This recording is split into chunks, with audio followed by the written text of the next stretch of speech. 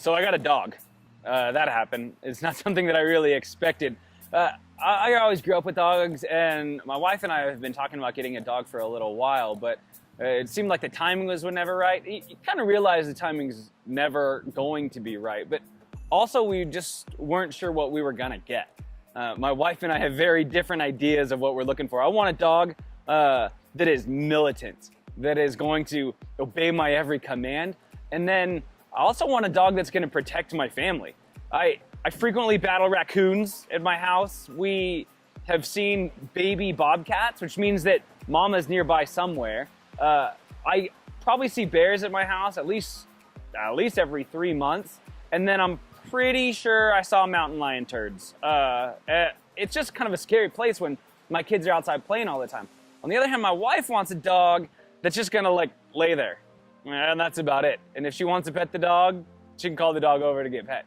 And so I want a big dog, and she does too, but we also want a dog that is gonna be, family, protective, all that stuff. And I also wanted a girl dog. I'm raised with boy dogs, and I had one girl dog one time, and I'm like, I don't know, maybe it's easier to train, something like that. And we just never found the right one. And then all of a sudden, my mother-in-law shoots me this text, this picture of this Italian Mastiff, which is big, and it's a girl, and she's super cute, and she was half off, and I'm like, it happened, we're gonna get a dog. But I knew nothing about the breed, and so I took the time, and I'm like, you know what, I'm just gonna Google this and see if this kind of breed is gonna be what we're looking for.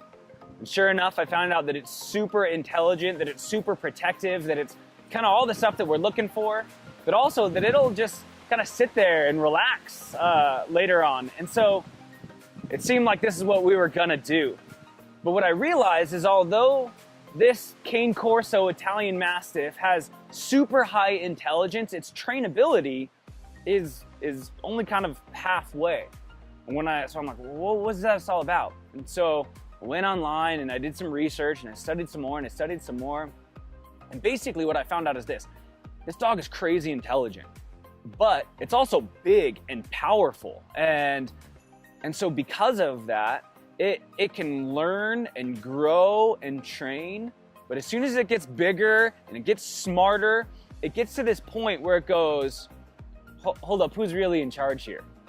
And so where I train this puppy, I'm the puppy's master. I'm alpha dog, and she'll listen to me, but as she grows, there's gonna be this time where she goes, maybe I can take over now. So they give this example on these websites that the dog will start getting on the couch. And it's kind of like, this is mine now. I'm gonna claim this. And so you gotta always go, well, hold up. It's not your couch. This is my house. And always kind of be there to go, you don't need to be the one in control. I'm the master, you're the dog. And if you do, then she'll be a great family dog. She'll protect my family. She'll be super cute and lay there all the time. And I think it'll be a great fit. And as we jump into Ephesians, we've been going through this idea of what it means to put on the new self. We talked about that in general terms of what it means to really put on Christ, to say die to your old self and to live to a new self. And then last week we talked about what that meant specifically. What does it mean to actually talk differently, to have anger differently, to use your bodies differently, to put different substances inside of you, and this kind of thing? What does it mean to live that out practically? I think if you and I are honest, man, that's a lot easier if there aren't other people around. It's easy for me to tell the truth unless I'm around this certain group of people and they have some sort of expectation of me, and I feel like I have to deliver on that kind of expectation. And then maybe it's harder to fudge. It's easy for me to remain pure until I'm in a situation where this other person doesn't want to remain pure. It's easy for me to keep angry unless I'm around that person. And then forgiveness is something hard, and it's hard. I get angry really quick. And so it's like Paul realizes this, and he jumps into this talk, okay, now how do we do this in relationship? And he starts by saying, would you guys submit to one another? And already we're at a difficult place, right? Because I don't think my Cane Corso Italian Mastiff is the only creature that's always trying to vie for top dog position. It starts with husband and wife. And I know a lot of you guys aren't married, but some of you guys are. And you guys know what it means to want to be right. Your spouse wants to be right. And it's this, well, who's going to win this argument? Who's top dog? Who's number one? And Scripture says, no, instead would you submit to one another? Hey, wives, would you submit to your husbands? Would you show him some respect? And man, that's crazy in our culture. It's scandalous because the girl's going, no, you can't tell me what to do. You can't tell me to submit. And he can't tell me to submit. He can't tell me what to do. And it's this always wanting to rise up and to be the one to start taking control, to be the one to go, no, you can't be my master, and I'm not going to be the one who's taking the commands here. But then he tells the husbands almost the same thing. Husbands, would you die for your wife? Do you lay your life down for her? Do you submit in a certain way to rule and to lead differently? It's almost like God's going, wait a minute, I'm the master. You guys just live in my house. And so here's what this is going to look like. You guys are going to submit to one another. And then he moves on to something maybe a little more touchy. It's children and parents. And he goes, I got an idea. How about you honor your father and mother? How about you obey, you respect mom and dad? And I know the excuses. Well, Mike, you don't know my parents. You don't know what they're like. Man, do you know this? You know this? And it's like, oh, if you knew the situation, if you knew.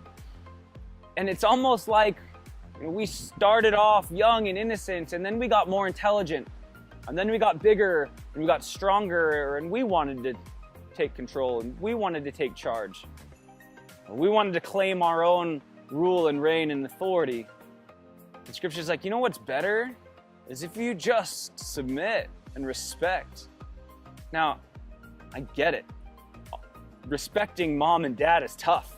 And it would be so much easier if they were respectable, and you're totally right. But regardless of whether they change, unless they're causing you to sin, God's asking you to be respectful. He does turn the page of fathers. He says, hey, do this in a way that doesn't make the situation worse. Then he goes on to slaves and masters. And, we're in America. We've got an evil past on this. And a lot of this doesn't have to do with you and me, but maybe it does. Because maybe this could inform how we treat a job, how we treat a boss as an employee.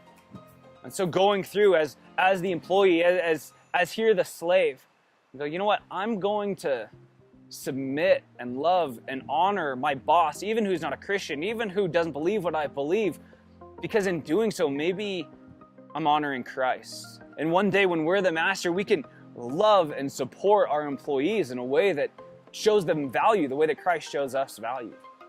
And this whole time, it's like, hey, if you put on a new self, your whole new self, we realize that you don't always have to retake control of something, that God is a good God, and He is good at being in control.